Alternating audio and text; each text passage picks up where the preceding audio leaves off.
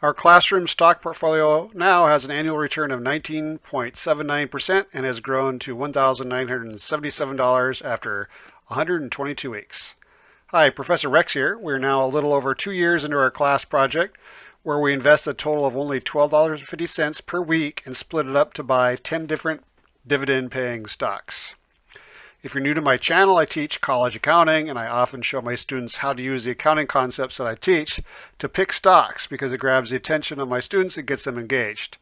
To show them accounting concepts in action, starting a little over 2 years ago, each Monday I invest actual real-world money, $12.50 per week, which is roughly the equivalent of $50 each month, into 10 dividend-paying stocks. And because those original students are no longer my class, I decided to make this video series to let them know how our portfolio is doing. There are timestamp links in the description of the video in case you just want to jump to the list of stocks we bought this week, or the list of our best performers, or any other section of the video. In 2022, the year we started the portfolio, the market did not perform well, but because I don't believe in trying to time the market, we kept buying each week at what turned out to be great prices. Then in 2023, stocks took off. Currently, the portfolio's value is over $1,977. The return has been 19.79% per year, which I mentioned before, and is higher than the S&P 500. Last year, the portfolio's return was 28.6%, which also beat the S&P 500. And in the preceding year, the portfolio once again beat the market. So why do we only invest in dividend-paying stocks in this portfolio? That's explained on the next slide. The first reason we stick with dividend-paying stocks is, according to a Hartford study, over the past 50 years, dividend-paying stocks vastly outperform non-dividend-paying stocks. The total return for dividend-paying stocks has been 9.17% per year, but for non-dividend-paying stocks, the average return has been much lower at 4.27%. The study is updated each year and was recently updated to include last year's info. So go check out the source link that I include at the bottom of the screen. Maybe more importantly, historically, dividend-paying stocks have less volatility than non-dividend-paying stocks. It's much easier to stick with a less volatile investing strategy. The more volatile a strategy is, the more likely you are to panic and sell at the wrong time. So why are dividend-paying stocks less volatile? Because most dividend-paying stocks are making a profit, which is why they have excess cash to pay back to investors. As you can see on the screen, risk and volatility of dividend-paying stocks as measured by beta and standard deviation tend to be much lower for dividend-paying stocks, and that's a good thing. And finally, the study has showed that the best performing stocks are dividend-paying stocks that increase their dividends, which is why our classroom portfolio only invests in dividend-paying stocks that have increased their dividend recently.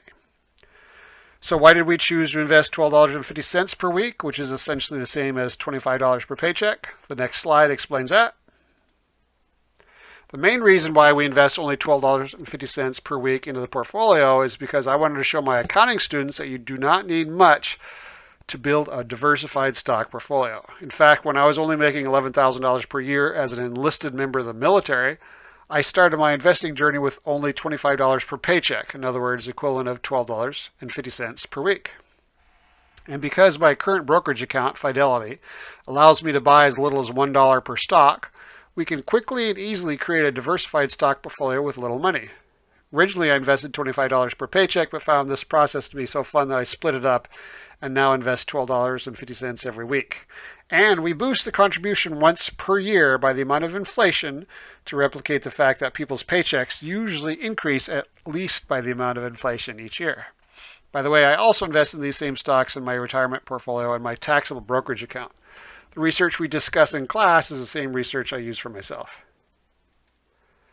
Another reason I started with a low investment amount was because one day I was wondering how much a young person, in this case a 17-year-old, needed to invest per week to accumulate $1 million at retirement.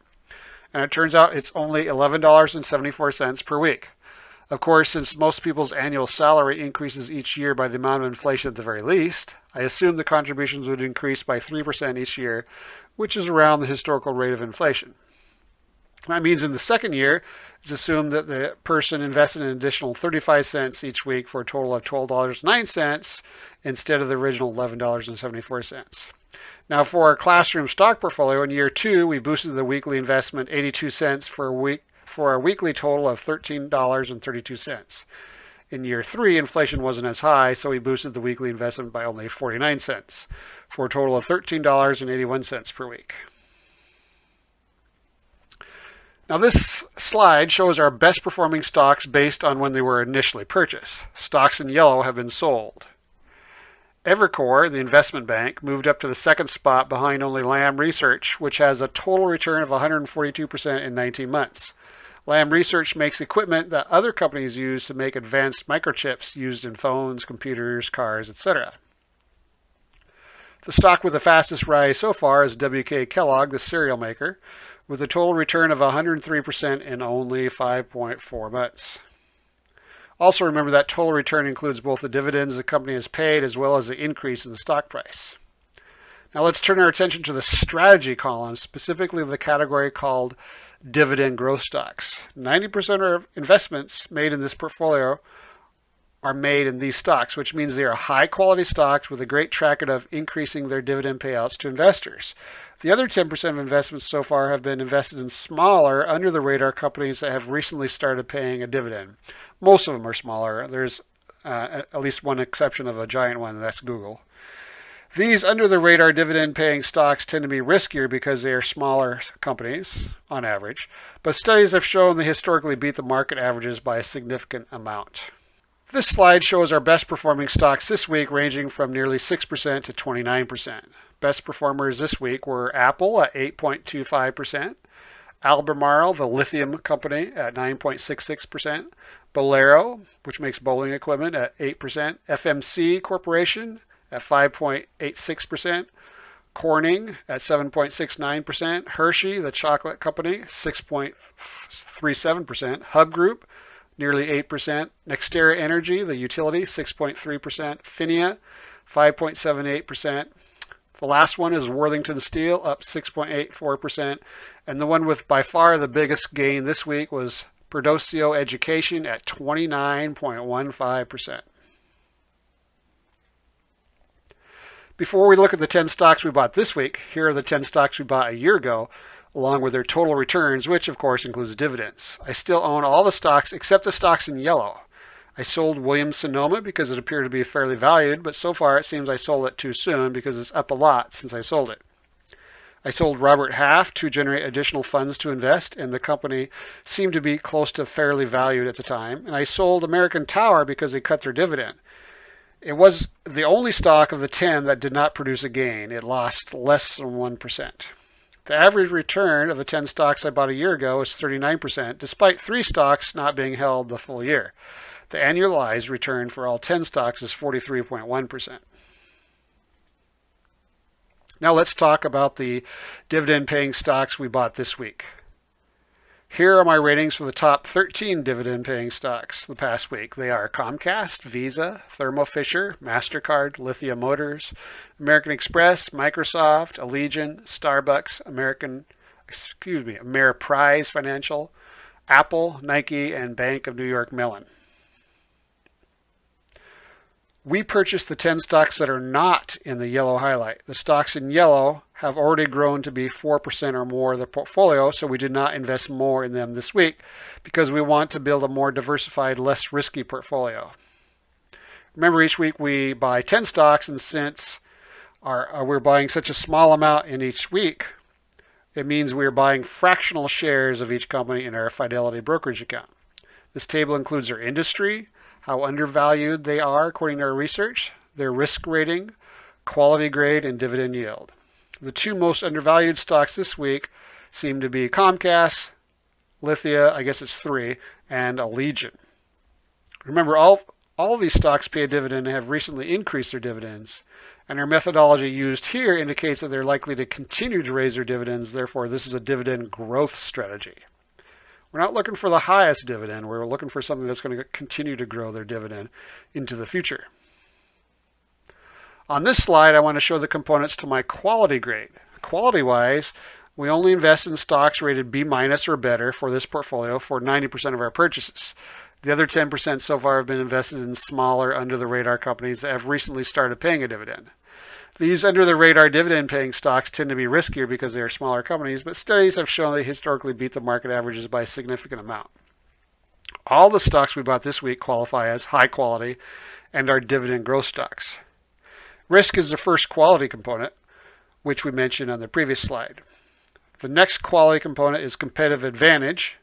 Obviously, the more competitive advantages a company has, the better investment candidate they are. The next quality component attempts to evaluate the company's management. Our evaluation includes both management's use of capital and general decision making, but also our research dives deep into accounting data to look for red flags in the company's accounting practices, as well as the quality or reliability of their reported earnings. And reported earnings is just a fancy way of saying profits. And finally, the last quality component is financial health. So if you're looking for lower risk stocks, I would suggest American Express, Microsoft, Apple, and Nike. Remember that the risk rating is comparing these stocks to other stocks. It's not comparing it to other investments like bonds or CDs.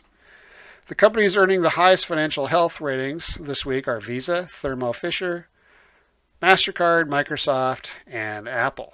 Remember, historically, the best performing stocks are those that pay a dividend and have grown their dividend recently. As you can see under the grade called Grade for Recent Dividend Growth and Current Yield, the stocks with the best combination of dividend growth and a higher yield are Comcast, Visa, Allegiant, Starbucks, Nike, and Bank of New York Mellon. Ideally, you want a higher dividend, high recent dividend growth, and the best potential for future dividend growth, but that's not the way it works. Companies that already are paying out higher dividends rarely have the greatest potential for the greatest growth in those dividends. In our list, as you can see from the last grade, dividend growth potential, the companies in the best position to increase their dividends substantially are Thermo Fisher, MasterCard, American Express, and Apple. And the companies with the best combination of recent dividend increases and potential of future dividend increases are Comcast, Visa, Thermo Fisher, MasterCard, and American Express. The holy grail of investing in dividend-paying stocks is to have the portfolio generate enough dividends to cover your annual expenses, a level I've reached despite being on a teacher salary. Historically, dividend-paying companies raise their dividends by 5 to 6% per year, which is above the historical rate of inflation. This means a stock portfolio can produce the ultimate passive income stream, that being one that increases each year above the rate of inflation. On this slide, we're looking at stocks in our portfolio that have raised their dividends recently. On top of last week's 4 dividend increases, 2 more of our stocks this week announced they are increasing their dividends again, and they are Apple and PepsiCo, raising their dividends 4.2% and 7.1% respectively. Ideally, we want our companies to raise their dividends higher than 3%, which is the historical average of inflation. The announced dividend increases this week averaged 5.6%, and the average dividend increase of all these on the slide are 11%. Here's a look at the top 10 stocks that make up the largest portion of the portfolio as of Sunday. Charles Schwab is still the largest holding at 4.5%, followed by American Express, Microsoft, Allegiant, and then Comcast. New to the top 10 is Evergy, an electric utility paying a 4.75% dividend yield. Remember, our goal is to build a conservative and diversified portfolio by limiting the amount we invest into one single company. Aggressive investors might not want to limit the investment into any one stock. But I'm a conservative investor, therefore we temporarily stop investing in a company if they make up more than 4% of our portfolio. This leads to a less risky, more diversified portfolio. It's true that our portfolio's returns would likely be higher if we always invest in our top 10 stocks, regardless of the size of the stock's portfolio allocation. But that also creates a more concentrated and more volatile portfolio, and many investors can't psychologically stick with a volatile portfolio. Volatility often causes investors to panic and sell at the worst time possible. Our portfolio holdings are now at 90. That might seem like a large number of companies to keep track of, but the spreadsheet we've developed for tracking the companies makes it obvious when to sell a company once we download company financial and accounting information into the spreadsheet, which we do at least weekly and does not take that much time. So those were the companies we bought this week. We're trying other strategies too, using real stock portfolios. Besides this dividend growth strategy, we are also running the following portfolios: a high yield dividend paying stocks portfolio, This high yield portfolio currently has a 4.54% yield and is surprisingly beating the S&P 500. I would have thought that a yield that high would not produce enough capital gains to beat the market, but so far it has. Let me know if you want any videos about that portfolio. It was started in August of last year, but the average investment in the portfolio has an annualized return of 40% versus 29.6% for the S&P 500. Now remember, that's an annualized return. Obviously, those numbers will come down. We also have a portfolio with stocks with the best competitive advantages, also called moats. And finally, we start a technology-focused portfolio investing in these themes: artificial intelligence, big data, cloud computing, cybersecurity, and software as a service. The return so far has been 11.24% versus a return of 5.4% for tech fund XLK. YouTube viewers have asked for more details about the technology stock portfolio, so I've created this slide. Because my students love technology stocks, on January 1st of this year, I funded a Fidelity account with $1,000, and we invested it into only stocks offering products or services involved with certain technology themes. Unlike our other portfolios, we aren't investing additional funds each week into this portfolio. We are sticking with the original $1,000 investment. The tech themes we built the portfolio around so far are artificial intelligence, cloud computing, software as a service, cybersecurity, and big data. So far, the portfolio has increased 11.24% in less than 5 months. The S&P 500 increased 7.9% over the same time period, but since this is a tech-only portfolio, a better comparison is with a technology ETF. Probably the most popular technology ETF is ticker XLK, and it's up 5.4% over the same time period. The best performers in our technology stocks so far are NVIDIA Corporation, up 84%, Pure Storage, up 50%, Meta Platforms, also known as Facebook, up 31%, CrowdStrike Holdings, a cybersecurity firm, up 26.3%, and Amazon, up 24.5%. As mentioned before, many of my students are extremely interested in tech stocks and have requested that we rank them separately each week, even if they do not pay a dividend. The $1,000 tech portfolio shown on the previous slide is based on certain technology themes and therefore includes some stocks that aren't technically in the technology sector, such as Google and Amazon. So on this slide, I rate the top stocks, technology stocks, for the week, but they must be in the technology sector. Note that all these stocks are higher quality, meaning they must have a quality ranking of B- or better. Also note that the ranking system used for these tech stocks may differ from the ranking systems we use to rate dividend growth stocks, because many tech stocks do not pay dividends. In fact, on this slide, only Microsoft and Apple pay a dividend. Therefore, in this ranking, we ignore the criteria that involves dividend growth, dividend payout ratio, etc., that our previous rankings did incorporate. The top 4 tech stocks this week are Adobe, Workday, CrowdStrike, and Twilio, with Twilio looking to be the most undervalued. So in the comments, let me know if you have any questions or if you want to know more about the other portfolios. Also, let me know what other kind of investing videos you would like to see. And finally, here are the places you can reach me: YouTube, obviously, as well as Twitter and X, Twitter/X, whatever you want to call it. LinkedIn and my website, beatsastockmarket.com. We'll talk to you next week.